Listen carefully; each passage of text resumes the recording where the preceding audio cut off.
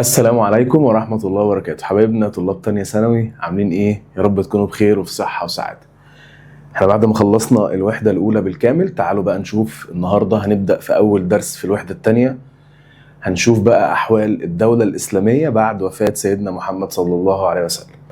طيب، خلينا أفكرك بمعلومة احنا قلناها الفيديو اللي فات. ايه هي؟ إن سيدنا محمد صلى الله عليه وسلم توفى سنة كام؟ توفى سنة 11 هجرية. وفي معلومة احنا عارفينها من واحنا عيال صغيرة، بعد وفاة الرسول اللي تولى على طول الحكم سيدنا أبو بكر الصديق. تمام؟ وتم اختيار أبو بكر الصديق في مكان هنقول دلوقتي تفاصيل، بس خليني أقول لك إن بعد اختيار أبو بكر هيبدأ عصر جديد للعالم الإسلامي اسمه عصر الخلفاء الراشدين. طيب، هقول لك على تريكات تيجي في الامتحان، معلومة سهلة بس خلي بالك منها. عصر الخلفاء الراشدين ده هو واحد من أهم العصور الإسلامية اللي جت بعد الرسول صلى الله عليه وسلم. ليه بقى؟ ليه العصر ده مهم؟ عشان حاجتين. أول حاجة، اتحددت فيه ملامح الدولة الإسلامية، شكل الدولة، المنظر بتاع الدولة، الملامح بتاعتها بدأت تتحدد. كمان اتحطت فيه القواعد الراسخة، يعني القواعد الثابتة في السياسة والإدارة وفي كل نواحي الحياة. فهمت حاجة؟ طب مستر بتيجي ازاي في الامتحان؟ يجيبها لك مثلا اختر زي ما احنا متعودين، يقول لك بتولي سيدنا أبو بكر الصديق بدأ عصر جديد هو عصر الخلفاء الراشدين، ويعتبر هو أكثر العصور الإسلامية أهمية. ويقول لك بقى في الاختيارات لأن اتحددت في ملامح الدولة أو اتحددت في القواعد الراسخة في الدولة سياسيا وإداريا. طيب، تعالى بقى نحكي القصة ازاي سيدنا أبو بكر الصديق تمت مبايعته على الخلافة. ركز وافهم الكلام اللي هقوله.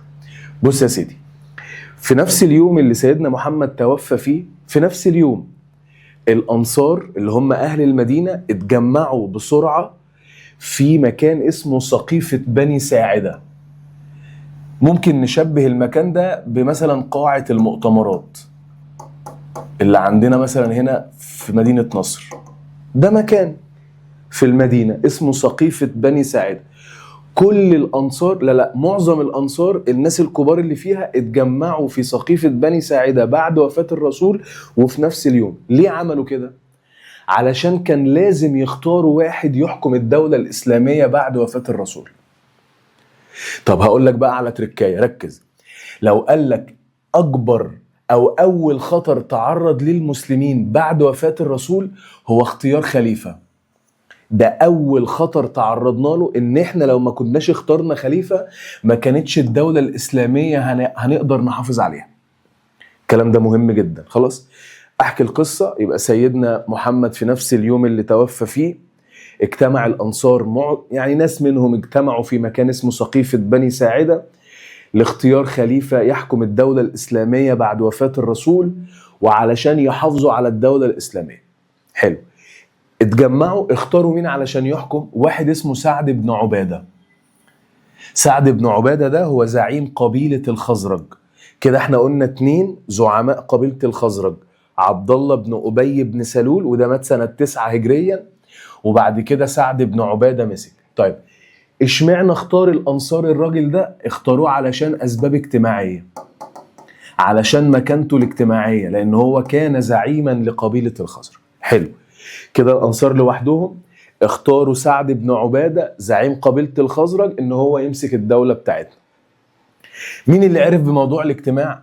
3 أسامي: أبو بكر الصديق وعمر بن الخطاب وأبو عبيدة ابن الجراح. ال3 دول عرفوا ان في اجتماع وان في اختيار للخليفة بتاع الرسول. فال3 دول توجهوا إلى السقيفة علشان يشاركوا الأنصار في اختيار الخليفة اللي هيمسك. حاجة سهلة. طيب، ال3 دول احنا بنسميهم ايه؟ او دول تبع مين؟ المهاجرين. يبقى لما ابو بكر وعمر وابو عبيدة هينضموا الى الاجتماع كده المهاجرين انضموا للاجتماع. طيب، لما المهاجرين والانصار قعدوا مع بعض في الاجتماع كانت ايه النتيجة؟ اختاروا ابو بكر الصديق علشان يبقى خليفة لسيدنا محمد صلى الله عليه وسلم. طيب تعال نشوف اسئلة. يبقى الانصار لوحدهم، هنراجع باسئلة. الانصار لوحدهم لما اجتمعوا فين؟ في نفس اليوم اللي الرسول مات فيه، اجتمعوا في سقيفة بني ساعدة. طيب السؤال، الانصار اختاروا مين عشان يبقى خليفة؟ سعد بن عبادة.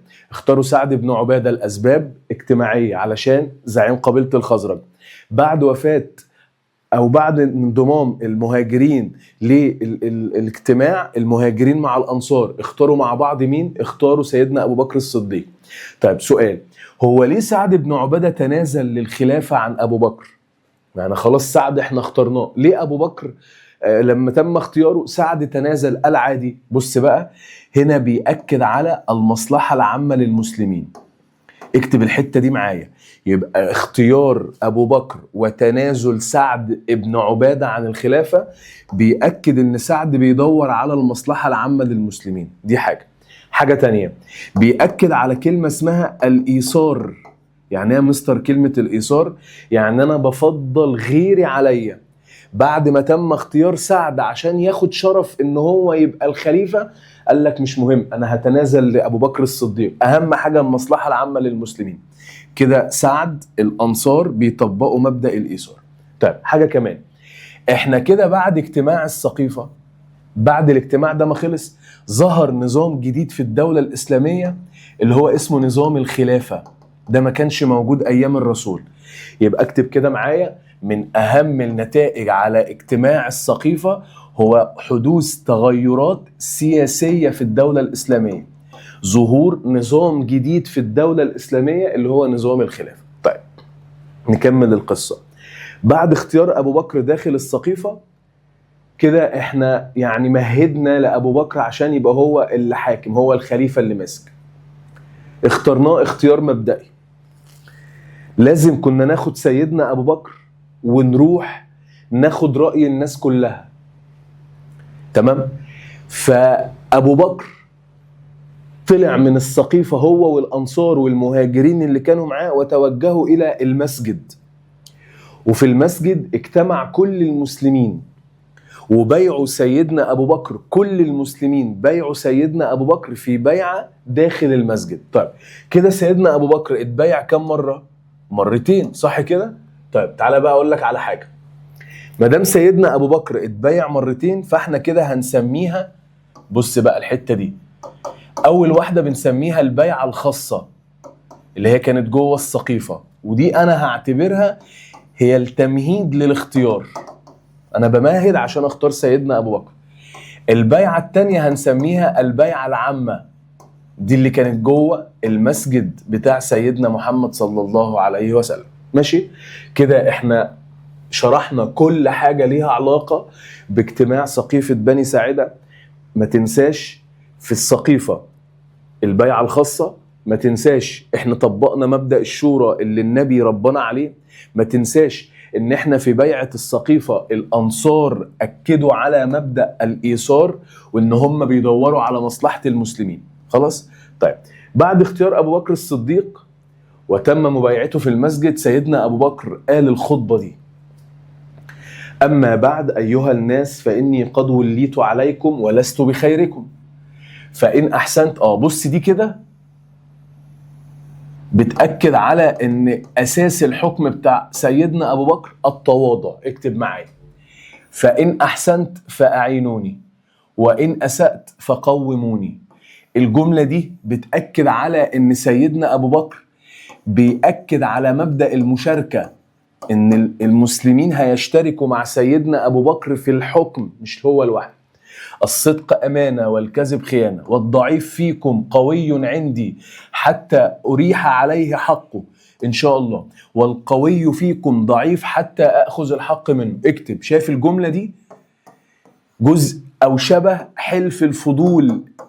مش حلف الفضول اللي اتعمل زمان، فاكر حلف الفضول اللي اتعمل زمان قبل الاسلام ما ينزل على الرسول؟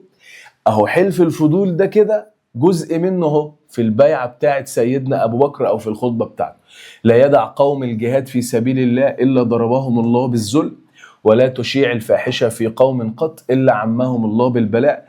هنا برضو في اسس دينية وتمسك بمبادئ الدين الإسلامي. خلي بالك، هنا في تواضع، هنا في مشاركة، هنا في جزء من حلف الفضول، هنا سيدنا أبو بكر بيأكد على مبادئ دينية. ماشي؟ حلو كده. سيدنا أبو بكر تولى الخلافة. أول مشكلة قابلت سيدنا أبو بكر أول ما تولى الخلافة ظهور حركة اسمها حركة الردة. طيب هأكد بس عليك معلومة قلناها من شوية، إن أول خطر تعرضت ليه الدولة الإسلامية بعد وفاة الرسول كان اختيار خليفة. ده أول خطر اتعرضنا له، كنا لازم نختار خليفة. طيب أول خطر هيقابل بقى أبو بكر بعد ما مسك الخلافة هو حرب المرتدين وحركة الردة. تعالوا مع بعض بقى بالراحة نشوف ما هي حركة الردة. أولا المرتدين دول نوعين. النوع الأول ناس ظلوا على الإسلام لكن امتنعوا عن دفع الزكاة، قالوا احنا هنفضل زي ما احنا مسلمين بس مش هندفع الزكاة، كده بيفرطوا في حقوق ربنا سبحانه وتعالى. وفي ناس تانية ارتدوا عن الإسلام وادعوا النبوة، قالوا احنا أنبياء. زي مين مثلا؟ زي طليحة الأسدي، احفظ الأسامي معلش، الأسود العنسي، ومسيلمة الكذاب. طبعا كل دول كانوا بيدعوا النبوة وبقى في ناس ليهم أتباع بيمشوا وراه. طيب السؤال بقى مستر، حركة الردة دي الناس اللي كانوا مرتدين دول هل كانوا في كل الدولة الإسلامية؟ للأسف كل الدولة الإسلامية كان فيها مرتدين، كل نقطة فيها مرتدين ما عدا 3 أماكن: مكة والمدينة والطائف. ال3 مدن دول اللي احنا قلنا عليهم قبل كده مدن الحجاز. ال3 دول ما كانش فيهم اي حركة مرتدين. اشمعنى بقى ال3 دول؟ لان ال3 اماكن دول كان ايمان اهلهم قوي جدا. يبقى هنا بدأت حركة الردة تنتشر في شبه الجزيرة العربية بالكامل، في كل الدولة الإسلامية بالكامل ما عدا 3 أماكن ما كانش فيها مرتدين. ال3 أماكن اسمهم مدن الحجاز، المدينة ومكة والطائف. ليه هنا ما كانش فيه مرتدين؟ بسبب قوة إيمانهم. طيب مستر، أنا عندي سؤال، هو ليه ظهرت حركة الردة؟ ليه أصلا بقى فيه مرتدين بعد وفاة الرسول؟ تعال بقى نشوف ال5 أسباب اللي خلت فيه ردة داخل الدولة الإسلامية. صلى على النبي. أول سبب خلى فيه مرتدين الارتباط بالرسول. يعني في ناس قالت من اللي ارتدوا محمد موجود فالإسلام موجود، محمد مات فالإسلام انتهى، فيبقى الارتباط بالرسول على رأس الدولة. ده كان أول سبب. ممكن أقول على ده سبب نفسي، ان هم كانوا رابطين وجود الاسلام بوجود سيدنا محمد. طيب تاني حاجة ضعف الايمان وعدم فهم نصوص القرآن. الناس دي ما كانتش فاهمة القرآن كويس وكان ايمانهم ضعيف، فسهل ان هم كانوا يسيبوا الدين. الحنين الى الجاهلية، عايزين بقى يرجعوا مرة تانية الى الجهل والى الكفر، والرغبة في الهروب من فروض الاسلام. الاسلام قوي، زي مثلا الدليل مثلا على الجملة دي ان هم في ناس امتنعوا عن دفع الزكاة، ما ده واحدة من فروض وتكاليف الاسلام. حاجة مهمة كمان تحريض القوى الخارجية، زي مثلا الفرس زي الروم، كانوا الاتنين بيحاولوا ان هم يدمروا الدين ويدمروا الدولة الاسلامية، فده خلاهم يشجعوا على وجود مرتدين. التنافس على الزعامة، في ناس عايزة تبقى هم الزعماء زي الأسامي اللي قلتها فوق اهو، زي طليحة الأسدي والأسود العنس. الناس دي كانوا عاوزين يبقوا زعماء، فنعمل ايه؟ نحاول ندعي النبوة ونقول ان احنا أنبياء من عند ربنا. كلام سهل جدا. انا عايزك بس تحفظ ال5 اسباب. يبقى سيدنا محمد بعد وفاته ظهرت حركة المرتدين ل5 اسباب: الارتباط بالرسول على رأس الدولة، تاني حاجة الحنين الى الجاهلية والبعد عن تكاليف الاسلام، تالت حاجة عدم فهم نصوص القرآن وضعف الايمان، كيد القوى الخارجية بالدولة الاسلامية، واخر حاجة التطلع او التنافس على الزعم. طيب يا ترى سيدنا ابو بكر الصديق هيحل المشكله اللي تعرض لها دي ازاي؟ انا عندي مشكله. لو كان ابو بكر ساب المرتدين في الدوله الاسلاميه كانت هتبقى فيه مشكله كبيره جدا، الدوله كانت ممكن تتدمر. عمل ايه سيدنا ابو بكر؟ قرر سيدنا ابو بكر الصديق محاربه المرتدين بالكامل. ابو بكر قال انا هاخد موقف حازم من المرتدين، لازم احاربهم كلهم. يعني كده سيدنا ابو بكر هيستخدم ضد المرتدين اسلوب العنف. بس خليني اقول لك على حاجه، سيدنا عمر بن الخطاب ما كانش عايز نستخدم ضد المرتدين اسلوب العنف. سيدنا عمر بن الخطاب قال انا بقول، او قال لسيدنا ابو بكر ما بلاش يا ابو بكر نستخدم العنف مع المرتدين، نسيبهم لحد ما الايمان يرجع يبقى قوي في قلوبهم مرة تانية. انا شايف يا ابو بكر ان احنا نحاول نشجعهم ان هم يسيبوا اللي هم بيعملوه ويرجعوا للاسلام. بس سيدنا ابو بكر قال لعمر بن الخطاب انا قررت ان انا احارب المرتدين، وبعد مشاورة كبيرة جدا استقروا ان هم يحاربوا المرتدين. طيب السؤال يجي ازاي في الامتحان يا مستر في الحتة دي؟ يقول لك مثلا كان ابو بكر الصديق في مواجهة المرتدين رأيه مخالف لعمر بن الخطاب. طيب على الرغم، ده سؤال تاني، على الرغم من الخلاف في الطريقة بتاعت التعامل مع المرتدين بين ابو بكر وعمر، الاتنين كان طريقتهم مختلفة في التعامل معاهم، لكن الاتنين كان هدفهم واحد، تثبيت دعائم الدولة الإسلامية. ده كان عايز يحارب، وسيدنا عمر كان عايز يتعامل معاهم باللين. رغم اختلاف طريقتهم لكن الاتنين كان هدفهم واحد، تثبيت دعائم الدولة. المهم في النهاية سيدنا أبو بكر أقنع عمر بن الخطاب إن احنا لازم نحارب المرتدين. وبعدين سيدنا أبو بكر جهز 11 لواء. 11 لواء ده رقم كبير جدا، 11 فرقة عسكرية هتحارب. الرقم ده دليل على اتساع حركة الردة، دليل ان حركة الردة كانت كبيرة جدا، ان سيدنا ابو بكر جهز 11 لواء لمحاربة المرتدين. مين القائد العام لل11 لواء؟ سيدنا خالد بن الوليد. طيب اكتب ورايا، ليه سيدنا ابو بكر اختار خالد بن الوليد عشان يبقى قائد عام لل11 لواء؟ بسبب دوره القوي في غزوة مؤتة. يبقى اختيار خالد لمحاربة المرتدين يبقى القائد العام لل11 لواء بيرجع لدور سيدنا خالد في غزوة مؤتة. طب يا مستر سيدنا خالد هيقود ال11 لواء؟ بس كل لواء عليها امير واحد من الصحابة هو هيبقى القائد. يعني انا عندي 11 قائد، القائد العام بتاعهم سيدنا خالد بن الوليد.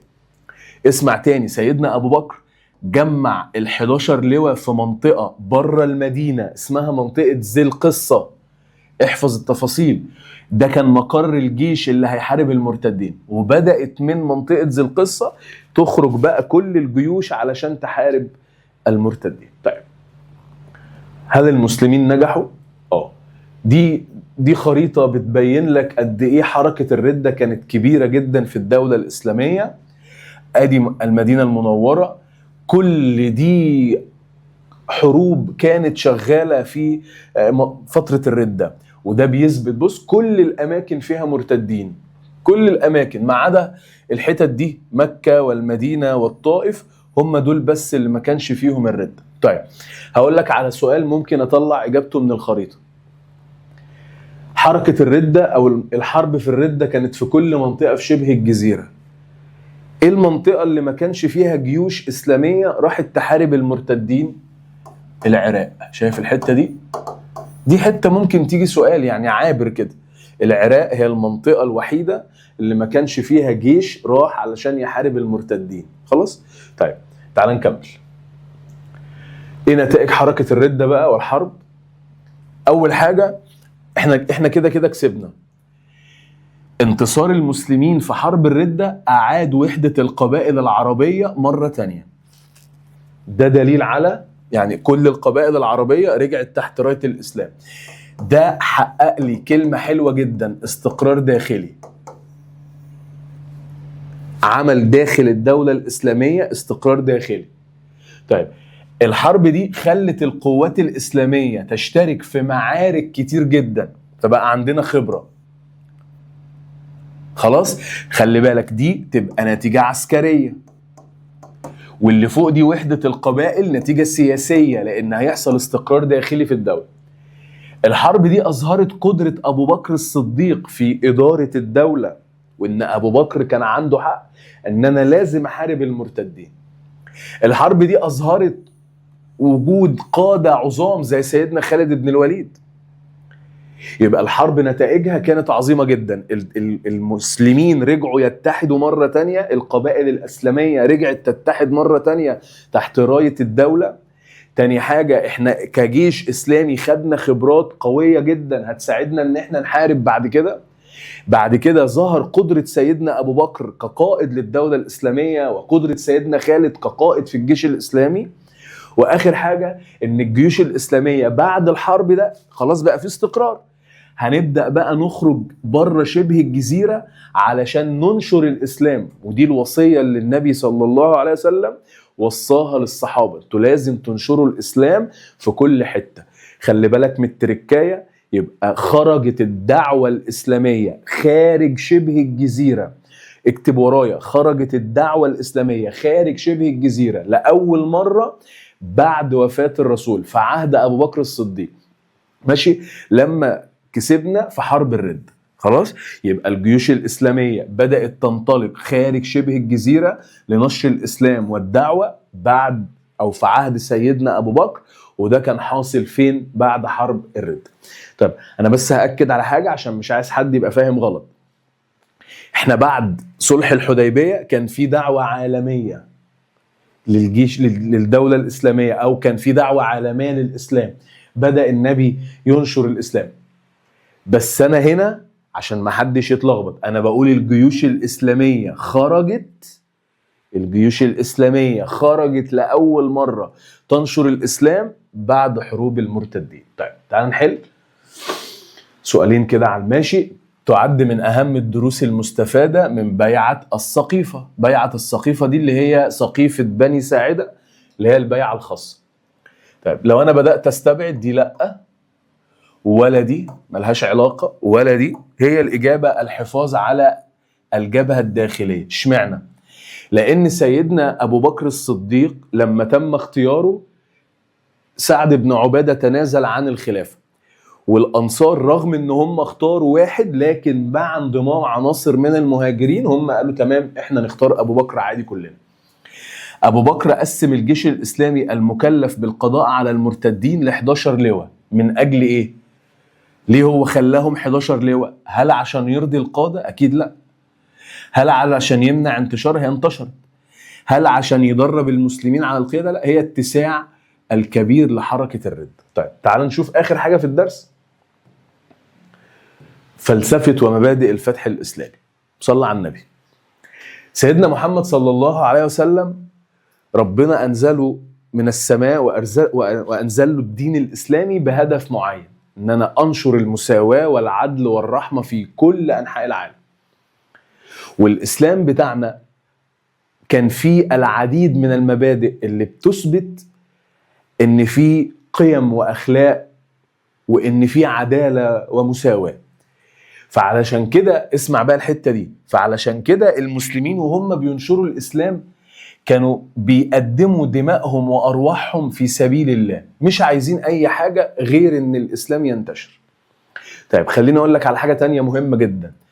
إحنا كده علشان الناس بقت بتنشر الإسلام بقلوبها، فقال لي إن المسلمين الأوائل لما راحوا ينشروا الإسلام ما أخدوش الإسلام ودوه للناس. يعني بص الجملة دي، لم ينقل المسلمين الأوائل الإسلام إلى الأمم. احنا ما خدناش الإسلام وديناه للشعوب، احنا عملنا العكس، احنا جبنا الأمم دخلناها في الإسلام.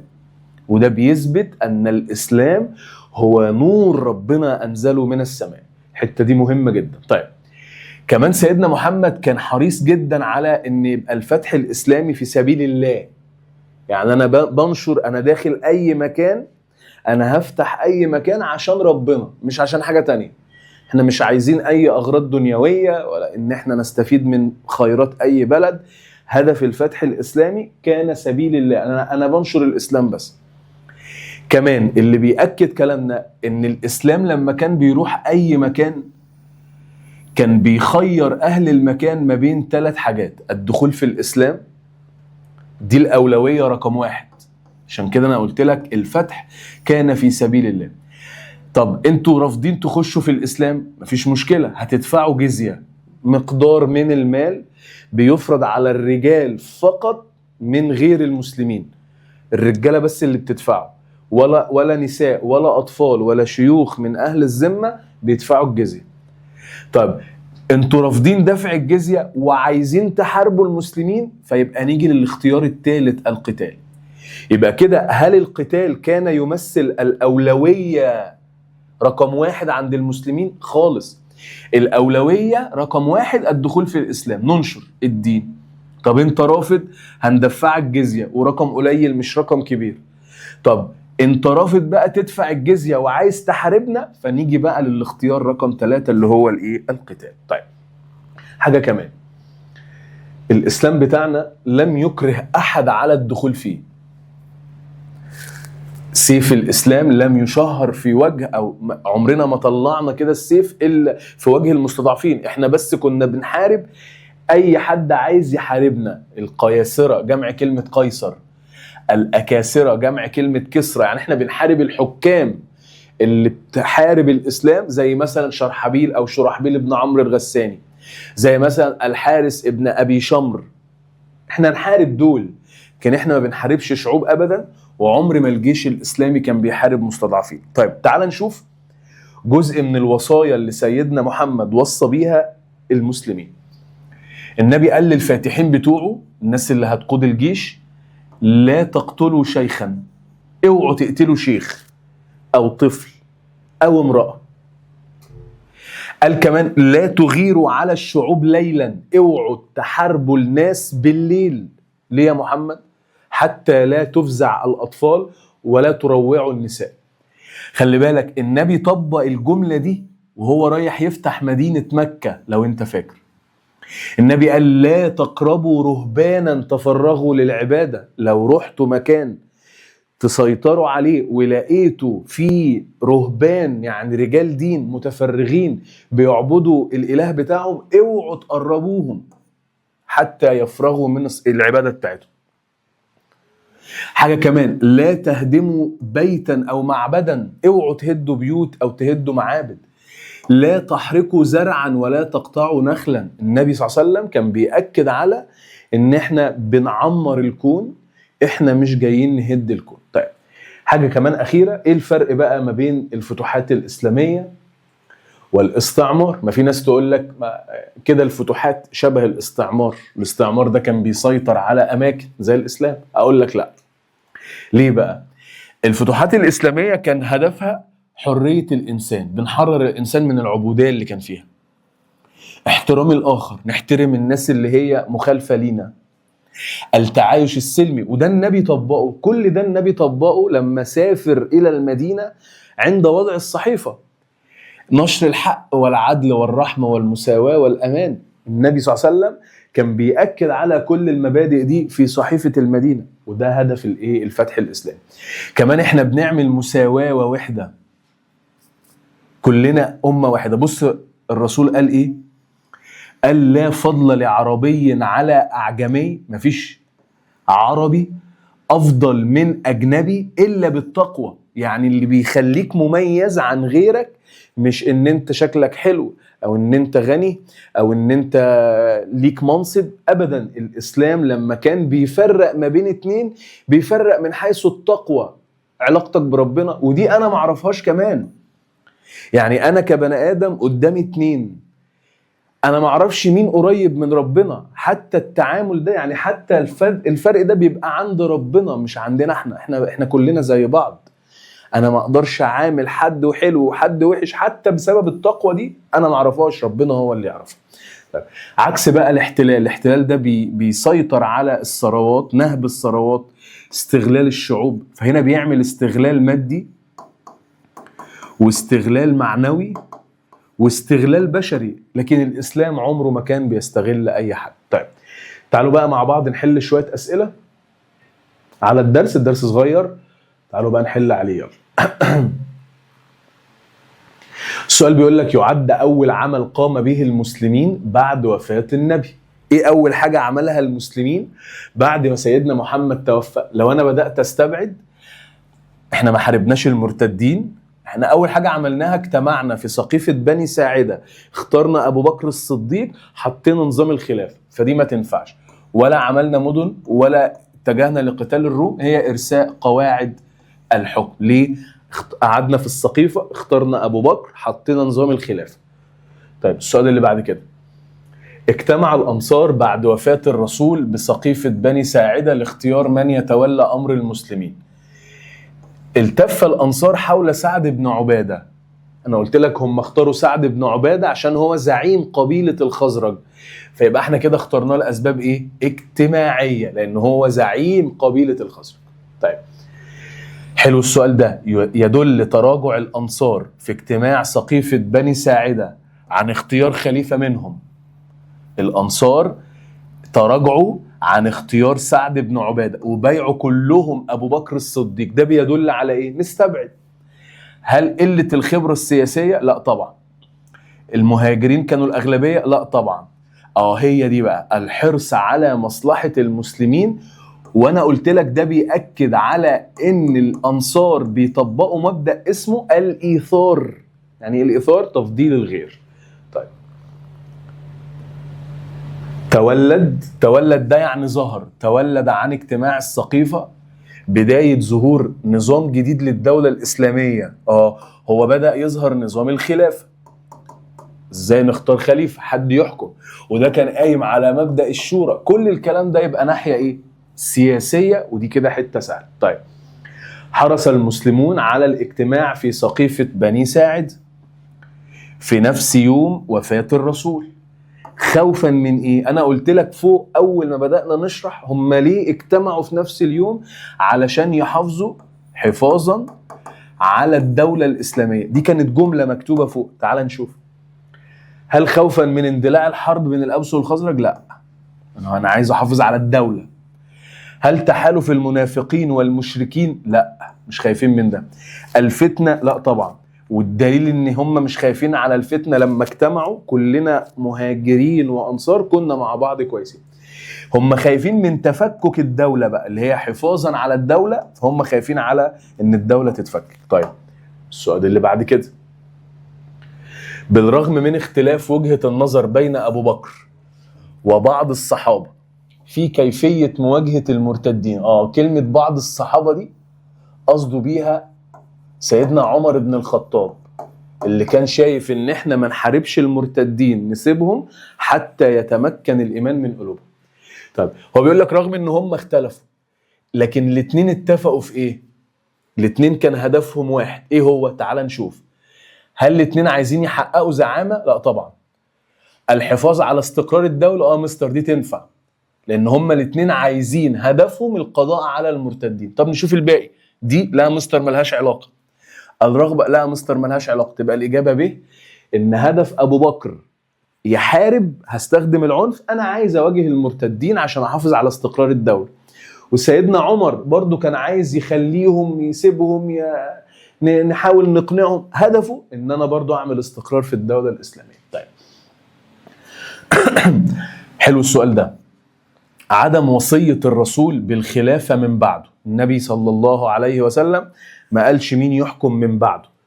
ده يعد إرساء لمبدأ إيه؟ سيدنا محمد كان عايز يحط مبدأ إيه؟ مبدأ الشورى، يخلي الصحابة يتعلموا من أول يوم إزاي يختاروا. ما هو كان ممكن سيدنا محمد يعين واحد، طب ما أنا كده أنتوا ما تمرنتوش إزاي تختاروا، أنا عايزكم تتعلموا، لأن حتى لو أنا اخترت لكم أول واحد، فأول واحد ده لما هيموت أنتوا لازم تختاروا، فأنا عايز أعلمكم من أول لحظة إزاي بتختاروا. طيب سؤال رقم 8، حقق المسلمين الهدف الرئيسي من محاربة المرتدين. وكان إيه الهدف؟ الحفاظ على الدولة الإسلامية، إعادة الوحدة داخل المجتمع الإسلامي. ده هدف اللي انا حارب المرتدين. طيب حقق بقى المسلمين الهدف ده، وهو ايه؟ هل ده انطلاق الجيوش؟ لا، مش ده هدفنا. توسيع الدولة، برضو احنا عايزين نحافظ على الدولة داخليا. هل دي؟ لا، ده ما كانش الهدف. الهدف إعادة التوازن للموقف الإسلامي. الجملة دي معناها ان انا بحافظ على الجبهة الداخلية والاستقرار الداخلي للدولة. طيب تحققت وحدة القبائل العربية تحت راية الإسلام للمرة الثانية بعد حرب الردة، صح كده؟ طب نشوف اهي انتصار المسلمين في حروب الردة. طب ليه يا مستر ما اخترناش به مثلا؟ لان احنا ما كانش فيه اصلا خلاف. يعني القبائل ما كانش فيه خلاف ما بينها وهم بيختاروا. بالعكس، ده الانصار والمهاجرين كانوا قاعدين في جو شكله حلو وكان فيه انسجام، فدي ما فيهاش مشكلة. قبلها احنا حليناها. هي هنا اللي كانت المشكلة، ان كانت حروب الردة دي قبل ما تحصل كان في مشاكل، في ناس بدأت ترتد، فالقبائل العربية بدأت تبعد عن المسلمين، فاحنا قعدنا وحدتها مرة أخرى. طيب اتفق الأنصار في سقيفة بني ساعدة على اختيار سعد بن عبادة ليكون خليفة. نتيجة احنا قلنا عشان هو كان زعيم لقبيلة الخزرج، وانت قلت لي ده يا محمد يبقى حاجة ايه؟ حاجة اجتماعية. حلو قوي. طب هل مكتوب في الاختيارات حاجة اجتماعية؟ لا. طب ما تيجي نستبعد. هل درجة قرابته من النبي؟ لا، ما اكيد ما لهاش علاقة. اسبقيته؟ لا. معرفته بالسياسة الخارجية؟ لا. دي الاقرب بقى. طب يا مستر هي مكانة اجتماعية ولا مكانة سياسية؟ الاتنين يا قلبي، الاتنين يا قلبي. مادام الراجل ده زعيم لقبيلة، فمادام هو زعيم للقبيلة فدي تمشي حاجة سياسية وحاجة اجتماعية. طب يا مستر هو هيجيب لي ممكن الاتنين الاختيارين مع بعض في سؤال؟ لا طبعا، يا هيجيب دي هيجيب دي. فانا ما لقيتش اجتماعية عشان هو زعيم قبيلة الخزرج، اختار السياسية. طيب اخر سؤال ممكن نحله. تمثلت اول التحديات التي واجهت المسلمين بعد وفاة الرسول. ايه اول تحدي؟ ايه اول حاجة صعبة قابلتنا بعد وفاة الرسول؟ اختيار خليفة اهي، اختيار حاكم للدولة الإسلامية. لأن اللي قبل كده، قصدي لأن بعد اختيار سيدنا أبو بكر، المشكلة بقى الأولى اللي هتقابلنا هي إيه؟ هي حركة الرد. ماشي، الحمد لله احنا كده خلصنا الدرس الأول، حلينا أسئلة مش كتير بس أسئلة برضو شغلت مخنا. ان شاء الله احنا الاسبوع اللي جاي هننزل مع بعض الدرس بقى التاني، الفتوحات الاسلاميه. ان شاء الله احنا هنخلص المنهج كمان 3 فيديوهات، وان شاء الله هنبدا بقى نعمل كورس مراجعه كده شامل. ان شاء الله هيبقى فيه حل اسئله كتيره جدا على كل المنهج. اشوفكم على خير الفيديو اللي جاي. السلام عليكم.